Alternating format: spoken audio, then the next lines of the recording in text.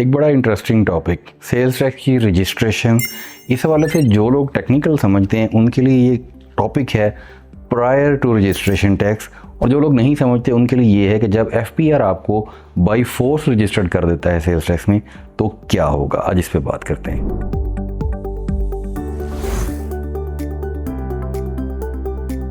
Prior to registration एक बड़ा मज़ेदार टॉपिक है। प्रायर टू रजिस्ट्रेशन है क्या? प्रायर टू रजिस्ट्रेशन ये है कि समटाइम्स FBR किसी विजिट में, किसी सर्वे में या किसी डेटाबेस की मौजूदगी में ये असेस करता है कि आप जो बिज़नेस कर रहे हैं that is liable to be registered. अच्छा, लायबल टू बी रजिस्टर्ड को हम ऑलरेडी बड़ी डिटेल से डिस्कस कर चुके हैं। बिल्कुल शॉर्टली इसको डिस्कस करके प्रायर टू रजिस्ट्रेशन वाले इशू पे आते हैं। लायबल टू बी रजिस्टर्ड कौन है? सेल्स टैक्स रजिस्ट्रेशन जिन पे मैंडेटरी है उसकी क्राइटेरियाज हैं। सेल्स टैक्स एक्ट 1990 इसको डिटरमिन करता है, एक्सप्लेन करता है कि वो कौन कौन सी सप्लाईज़ हैं, वो कौन कौन सी सर्विसेज हैं। दोनों सूरतों में सर्विसेज चूँकि प्रोविंशियल हो गया उसको हम अलग से डिस्कस कर चुके हैं।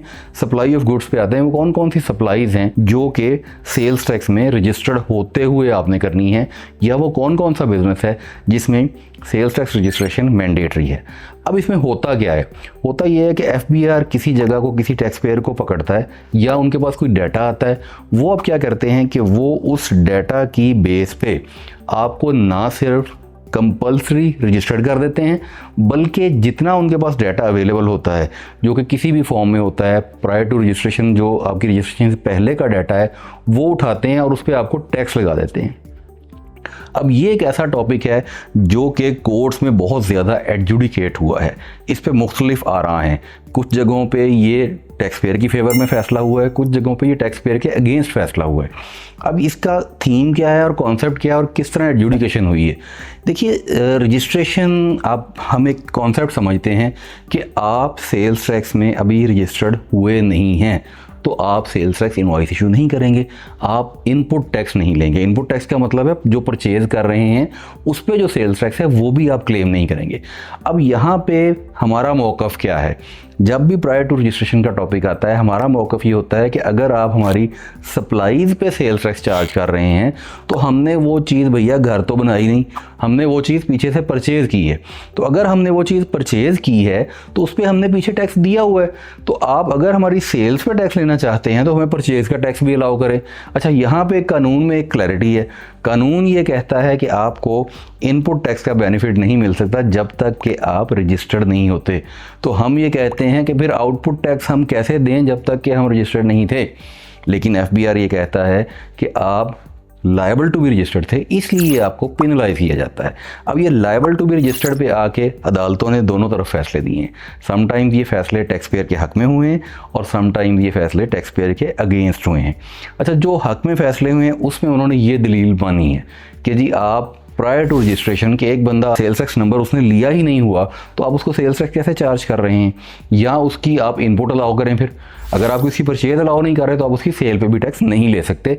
इस बुनियाद पे अदालतों ने टैक्स पेयर्स के हक में फ़ैसले किए हैं। जहाँ तक आ गई बात के जो अगेंस्ट फैसले हुए हैं वो क्यों हुए हैं? अब अगेंस्ट फैसला करने के पीछे थीम यही है कि tax payer was liable to be registered, और उसने लायबल टू बी रजिस्टर्ड होते हुए या लायबल टू बी रजिस्ट्रेशन होने के बावजूद रजिस्ट्रेशन नहीं करवाई तो उस सूरत में उसको पेनलाइज किया गया। और अदालतों ने ये कहा कि FBR इस सूरत में टैक्स पेयर से वो टैक्स कलेक्ट कर सकता है जो कि उनकी इन्फॉर्मेशन के मुताबिक टैक्स पेयर ने इवेड किया है। अच्छा, वो इवेजन किस तरह से गिनते हैं? वो इवेजन इस तरह से गिनते हैं कि सम टाइम जैसे डिस्ट्रीब्यूटर हैं, डिस्ट्रीब्यूटर का इनकम टैक्स विदहेल्ड हुआ, अब वो डाटा आ गया FBR के पास कि इतना इसने बिजनेस किया, वो एक फिगर आ गई उसकी परचेज़ की, तो उन्होंने उस फिगर के मुताबिक उसकी सेल्स बना के उस पर 18% सेल्स टैक्स लगा के फर्दर टैक्स चार्ज करके तो उसको पेनलाइज कर दिया। अब ये वो सीन बनता है जिस सीन के बाद आप पे प्रायर टू रजिस्ट्रेशन का केस खुल जाता है। इसमें बहुत सारी चीज़ें हैं। कई जगहों पे FBR मिस्टेक ये कर जाता है कि वो थर्ड शेड्यूल आइटम जिनका या रिटेल प्राइस वाली आइटम, कुछ ऐसी आइटम्स को भी इस रजिस्ट्रेशन में डाल देता है जिन पे के टैक्स बेसिकली पीछे मैन्युफैक्चरर ने देना था और रजिस्टर्ड पर्सन ने सिर्फ और सिर्फ ट्रांसपोर्ट होने की वजह से इनवॉइस लेनी थी और आगे एंड कंज्यूमर को सेल कर देना था। वो चीज़ें भी आ जाती हैं। उस पर भी अदालतों ने या अथॉरिटीज़ ने, FBR की इंटरनल अथॉरिटीज़ ने भी उस पर रिलीफ दिए हुए हैं। लेकिन दूसरी सूरत में अब टैक्स पेयर करे क्या इसमें, जो सबसे इंपॉर्टेंट चीज़ है इस सारी डिबेट का हासिल कलाम तो ये है कि टैक्स पेयर क्या करे। देखिए, सबसे पहले तो अवेयरनेस है। आपको पता होना चाहिए कि आप जो बिज़नेस कर रहे हैं, either you are liable to be registered in sales tax और नॉट। अगर आप लायबल टू बी रजिस्टर्ड हैं तो काइंडली अपने आप पे भी रहम कीजिए, क्योंकि आप जो परचेज़ कर रहे हैं वो टैक्सेबल परचेज़ है और आप अपना इनपुट टैक्स पीछे से जो लेना चाहिए था वो नहीं ले रहे और आगे जो देना चाहिए वो नहीं दे रहे। एक चीज़ अंडरस्टैंड कर लीजिए, 100% लायबिलिटी आपके सर पे नहीं है। Sales tax value addition mode में चलता है। आपने आगे से कलेक्ट करना है, पीछे जो दिया हुआ है वो एडजस्ट करना है और डिफरेंस जमा करवा देना है। इसमें आपने अपनी ओन पॉकेट से कुछ नहीं देना। आपका जो बायर है उसने एब्जॉर्ब करना है इसको। अगर एंड कंज्यूमर है तो एंड कंज्यूमर एब्जॉर्ब करेगा। अगर आपके आगे कोई और सप्लायर है जो कि उन अशिया को आपसे लेके कंज्यूम करके कुछ और बना रहा है तो उसने देना है आपको, और आपने उसमें से जो पीछे दे दिया वो पीछे दे देना, जो डिफरेंस है वो आपने जमा करवा देना है। अच्छा, इसमें समटाइम्स ये होता है जो कि कॉमन प्रैक्टिस है, चूँकि स्टॉक्स पड़े होते हैं तो आपका कैरी फॉरवर्ड ज़्यादा होता है तो पेएबल नहीं निकलता। तो FBR ने एक सेक्शन इंसर्ट किया हुआ है, सेक्शन 8। उस सेक्शन 8 के अंदर आप पे ये प्रोविज़न बाइंडिंग है कि आप 10% जो है वो लाजमी जमा करवाएं। यानी आप अपनी इनपुट का 90% तक एडजस्ट करेंगे और उसके ऊपर जो है वो आप जमा करवाएंगे और कैरी फॉरवर्ड आपका अक्यूमुलेट होता रहेगा। तो ये एक वैल्यू एडिशन का कॉन्सेप्ट, चूँकि ये मोडी वैट है, वैल्यू एडिड टैक्स है, तो सेल्स टैक्स को अंडरस्टैंड करने की ज़रूरत है टैक्स पेयर के लिए कि अगर हमारा बिजनेस इस फॉर्म का है, इस टाइप का है, जिसके अंदर रजिस्ट्रेशन हम पे मैंडेटरी है, तो उस सूरत में हमने सेल्स टैक्स रजिस्ट्रेशन करवानी है और अपनी इनपुट को मैनेज करना है और आउटपुट को मैनेज करके डिफरेंस जमा करवाना है।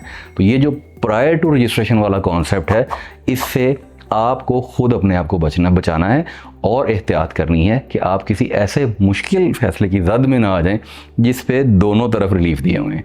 क्योंकि हो सकता है कल को जब आपका केस बने तो आपको रिलीफ मिल जाए और हो सकता है आपको रिलीफ ना मिले। बहुत शुक्रिया।